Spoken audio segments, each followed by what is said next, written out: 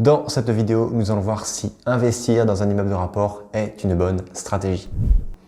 Salut les investisseurs intelligents, c'est un plaisir de vous retrouver aujourd'hui dans cette toute nouvelle vidéo qui fait référence à un commentaire que m'a posté Fanny. Elle m'a donc laissé le message suivant. Bonjour Rodolphe, mon mari et moi souhaitons investir dans un immeuble de rapport. Nous enchaînons les visites dans les Hauts-de-France et nous trouvons de nombreux biens intéressants. Cependant, étant donné que nous n'avons jamais investi auparavant, peux-tu nous dire si investir dans un immeuble de rapport est une bonne stratégie?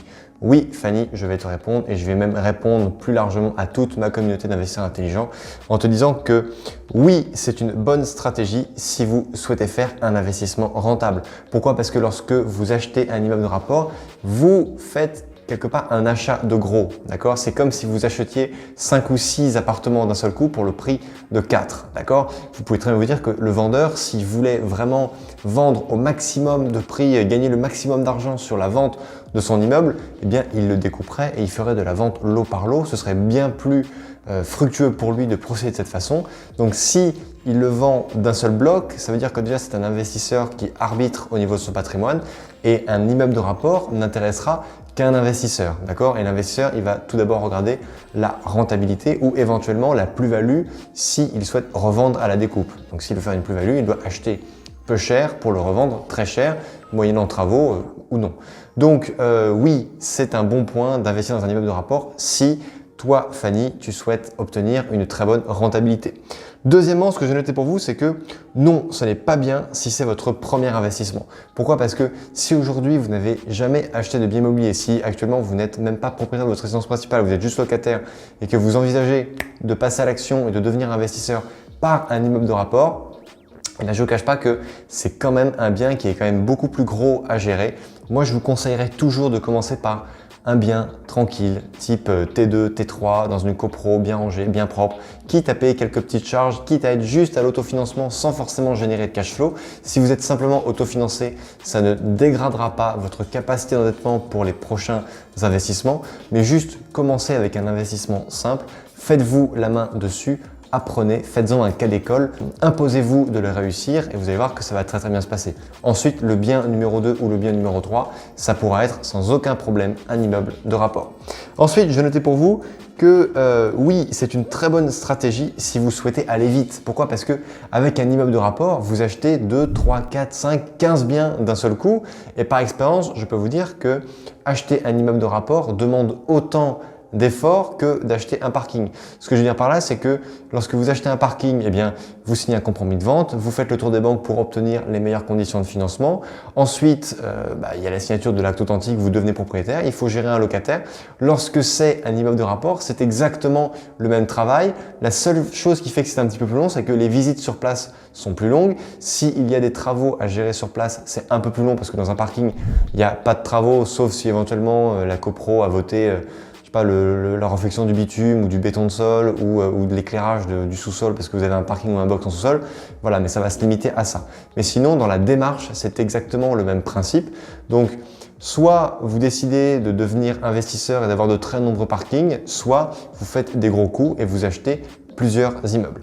Ensuite, l'autre point que j'ai noté pour vous, investir dans un immeuble de rapport, ce n'est pas une bonne chose. Si votre capacité de financement est au maximum, vous allez faire un seul emprunt et vous n'allez pas pouvoir diversifier. C'est-à-dire que si aujourd'hui votre situation financière fait que la banque va vous prêter, admettons, 400 000 € d'un seul coup pour vous financer un immeuble de rapport, si de l'autre côté, votre immeuble de rapport n'est pas forcément très rentable et que vous êtes juste à l'équilibre, la banque va dire « Écoutez, monsieur Dupont, c'est un petit peu dur pour nous de vous financer un deuxième bien parce que le premier a quelque part bouffé entre guillemets la totalité de votre capacité d'endettement.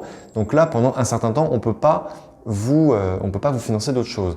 Donc là, vous n'allez pas pouvoir diversifier et ça va devenir dangereux. Ça veut dire que là, vous êtes tombé dans un écueil qui est l'écueil de l'investisseur qui a eu les yeux plus gros que le ventre. Ce que je vous conseille, c'est plutôt que d'acheter un immeuble qui va posséder 5 appartements, acheter 5 appartements dans 5 copropriétés différentes. Ce sera peut-être un petit peu moins rentable, mais aux yeux de la banque, ce sera peut-être beaucoup plus prudent. Pourquoi? Parce que si vous achetez au maximum de votre capacité d'endettement un immeuble de rapport avec 5 appartements dedans, vous allez peut-être pouvoir diversifier à l'intérieur du bien lui-même, mais vous n'allez pas pouvoir diversifier le risque géographique.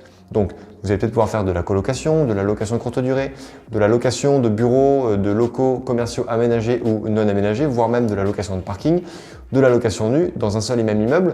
Mais si vous achetez un immeuble complet dans un quartier de la ville et que ce quartier vient à se décoter parce que en périphérie de cette ville, il y a une grande usine qui se construit et que c'est une usine qui va potentiellement rejeter à l'atmosphère des polluants, bon, c'est quelque chose qui est de moins en moins viable et de moins en moins possible aujourd'hui. On met des conditions drastiques au développement industriel, donc ça se développe très très loin en général des centres-villes et des centres urbains fréquentés pour des raisons de santé et des raisons sanitaires. Mais quand même, ça peut être dangereux. Donc la diversification, certes, c'est le type de location, le mode de location que vous allez faire, mais c'est bien sûr la diversification géographique. Donc moi, je vous le répète, je préfère 5 appartements dans 5 villes différentes qu'un seul immeuble de 5 appartements qui va présenter peut-être un point ou 1,5 point en plus de rentabilité. Enfin, ce que j'ai noté pour vous, le 5e et dernier point, c'est que oui, vous pouvez acheter massivement des immeubles de rapport si votre capacité financière le permet. Donc ce 5e point est l'inverse du 4e point, parce que le 4e point, je vous ai dit que c'était dangereux d'investir dans un immeuble de rapport si votre capacité financière ne le permet pas, mais si elle le permet, alors oui, achetez un immeuble de rapport dans la ville X, achetez un autre immeuble de rapport dans la ville Y, ne faites pas l'erreur d'acheter des immeubles de rapport dans une seule et même ville. Je connais personnellement un investisseur à Marseille qui, dans une rue du 14e arrondissement, dans un coin qui fait vraiment très village, qui n'est pas du tout mal fréquenté, parce que à Marseille, dans tout ce qui est 13, 14, 15, on peut vraiment tomber sur des quartiers pas terribles, mais c'est des arrondissements qui sont vraiment très grands. Il a acheté dans une rue qui fait 150 mètres de long tous les immeubles qui sont sur la droite de la rue. Et bon, il est très content, c'est très bien, finalement il a de très bonnes rentabilités, il n'a pas fait d'erreur, mais je trouve que c'est un petit peu risqué parce que si ce quartier-là vient à se décoter, eh bien c'est tout son patrimoine immobilier qui va se décoter d'un seul bloc. Tandis que s'il avait acheté un petit peu à Marseille, un petit peu à Aubagne, un petit peu dans d'autres villes alentours, eh bien il aurait diversifié son risque. Alors c'est sûr que lui, dans ce cas-là, son avantage c'est que s'il a un problème avec un locataire ou s'il veut faire venir un artisan, il sait exactement où est-ce qu'il doit aller, il n'a pas forcément besoin de réfléchir, c'est facile d'accès, c'est bon. Voilà, c'est un investissement qui lui convient. Une fois de plus, il faut que vous fassiez des investissements que vous compreniez et qui vous conviennent. Si vous avez 3 heures de route à faire à chaque fois que vous devez faire un devis de peinture pour repeindre les plafonds des toilettes par exemple, bon, ça risque de devenir un petit peu fatigant au début. En tout cas, voilà ce que je voulais vous dire. N'oubliez pas que la reine des sécurités sera toujours la diversification. Donc, je vous rappelle les 5 points que nous avons vus ensemble. Oui, c'est très bien d'investir dans un immeuble de rapport. Si votre choix, c'est vraiment faire des investissements rentables, parce que avec un immeuble de rapport, vous allez avoir un prix d'achat au mètre carré qui va être inférieur par rapport au prix du mètre carré à la location, ce qui va faire que votre rendement brut va être supérieur par rapport à des biens plus classiques. Deuxièmement, non, ce n'est pas bien. Si c'est votre premier investissement, faites-vous la main avec des investissements simples au tout début. Respectez, allez-y étape par étape. Même si votre capacité financière est beaucoup plus importante que d'autres personnes, on commence tous en bas de l'échelle, donc commencez petit et après vous irez peut-être beaucoup plus vite en fonction bien sûr de vos capacités.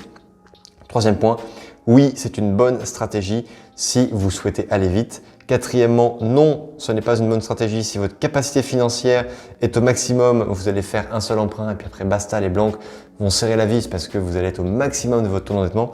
Et enfin, cinquièmement, oui, c'est une bonne stratégie d'investir dans un immeuble de rapport si votre capacité financière permet de multiples achats d'immeubles, donc qui vous permet de diversifier. Voilà, on a donc passé en revue les 5 pour et contre. Dites-moi, chers amis, en commentaire de cette vidéo, quels sont les plus que vous voyez aux immeubles de rapport ou quels sont les moins en fonction de votre position. Je serai très heureux de lire vos commentaires et de répondre à toutes vos questions.